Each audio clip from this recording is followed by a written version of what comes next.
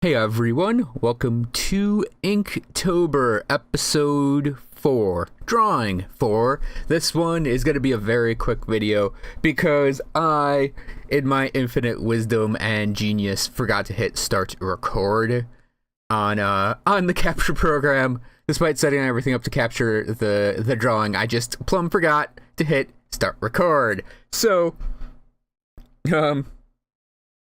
this drawing was another quickie because, I mean, the character's crouching. Character is in some pretty plain clothes. And I wanted to do this one really quick in a pose that was a little more challenging than just standing there. And yeah, crouch is actually hard to do mostly because of the folding on the torso. Because when you draw a character standing, you sort of draw the rib cage, you draw their abdomen, and you draw their pelvis, and it sort of blocks on top of each other. Well, if a character is sitting down, or in a squat, or even in a crouch, though less so in a crouch, you can see their pelvis a bit. Their pelvis, the sort of box of that, their legs come out of the front instead of the bottom, and it makes the torso sometimes look really, really short, and the head really, really big. And I think I got a good staging on this to where that didn't happen as much. And that's sort of something you have to do when you draw sometimes. You have to fake it. You have to draw the thing not accurately, but you have to draw it so it looks more correct that way.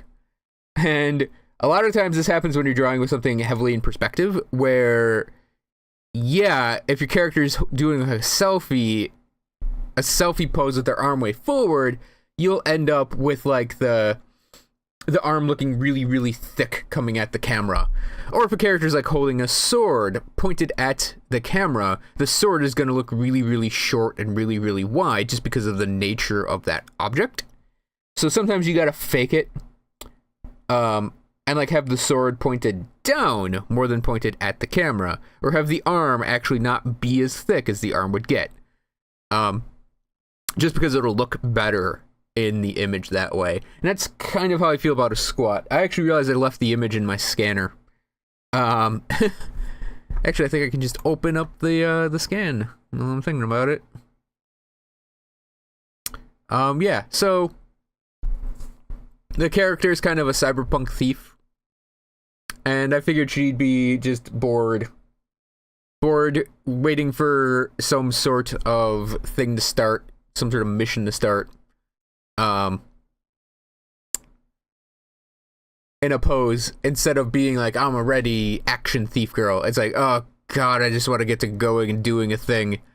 And I always love when you have artwork like that, where a character, like, you have like the cast set up in their own poses, and then you have like the one that's like, man, this is boring, I want to go do the thing.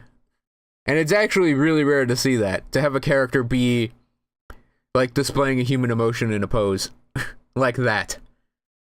It's almost like when you have a character, like, I love in The Shining when the cook shows up at the hotel again and then just dies, spoiler alert, just gets axed in the chest, and it's like, wow, they built him up over the whole movie to be the hero, and boom, dead. Like, it's so unexpected, but it works so well in context. And it's like, I love when things that aren't like the standard thing that happens here happens.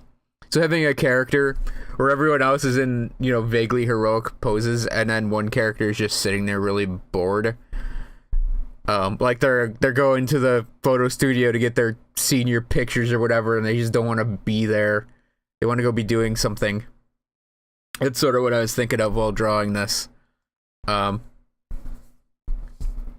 it's pretty much the last just straight up character pose I think I'm going to do, because I'm more comfortable now with the inks, more comfortable now with doing these drawings.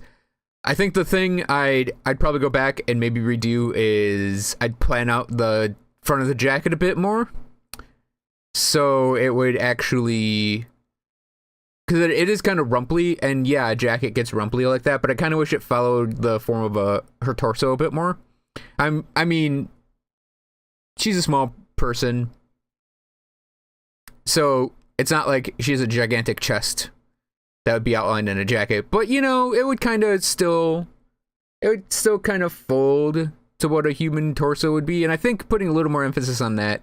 But the problem there is I wouldn't want it to look like it's a latex bodysuit that's just highlighting every single form underneath.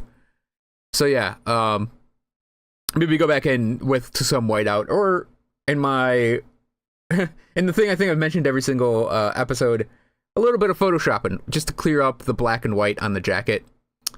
Maybe clean up the hatch marks on the pants as well, or go in and throw on, like I did before, some of that brush pen texture on the pants would also have worked, I think. I don't know. It's one of those things where you look at something in retrospect and you see all sorts of little things where you go, oh, I could do that and it would make it better. I think there's maybe one line that looks really thick on her shoulder that should be on the other side, but that was because I had a little extra pen mark sticking out and I just went back and thickened it up a bit to make it look less, to make it look more deliberate. But yeah, little changes like that, and I think it'd be it would be complete. And I wanted to do something where the character was wearing black this time, as opposed to the basic, like, white the character's wearing in the previous one. And that's actually, I think, my time, because this is going to be a shorter video. So the finished piece has probably been sitting on the screen this entire time, without me drawing. So thanks for watching, everyone. I'll see you guys tomorrow for Inktober number 5. I promise we'll get into doing more detailed drawings and more involved drawings, specifically adding a background into this one. And we're going to start to push things a bit, I think. Now I'm getting more comfortable with doing these on a daily basis. I think it's time to light a fire and start pushing things. So, as per usual, you can check out my Patreon. Also look at my gaming channel. Both have links in the description below, and there should be a Patreon link with the proper annotation on your screen now. Or not. I may forget. I mean, I forgot to put the image I redid in the previous episode, and I forgot to color correct the previous episode. So, yeah, sometimes I forget little things like that, but regardless, the link is always in the description anyways. So thanks for watching, everyone. I hope you guys enjoyed this video, and I'll see you tomorrow.